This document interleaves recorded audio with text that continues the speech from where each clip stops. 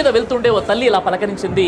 ఈ ఫోన్ లో ఎలా మాట్లాడాలో కాస్త చెప్పు అని ఓ తల్లి అడిగింది. ఫోన్ చేతిలోకి తీసుకొని, చూడు పెద్దమ్మ, ఈ పచ్చ బటన్ నొక్కితే కాల్ చేసిన వారితో మాట్లాడవచ్చు, ఎర్ర బటన్ నొక్కితే కాల్ ఆగిపోతుంది అని సమాధానం ఇవ్వడం జరిగింది. దానికి ఆ తల్లి అంటుంది, ఈ ఫోన్ నా కొడుకు కొనిచ్చాడు, విదేశాల్లో ఉంటాడు అతడు, నెలకొకసారి నా కొడుకు నాతో మాట్లాడతాడు ఈ ఫోన్ ద్వారా అంటుంది. ఇప్పుడు నా కొడుకు 2 నెలలుగా మాట్లాడలేదు, ఫోన్ ఏమైనా వచ్చిందో చూసి చెప్పమ్మా అని ఆ తల్లి అంటుంది. అలాగే అని ఫోన్ చూస్తే ఏ కాల్ రాలేదు, ఏ కాల్ చేయలేదు.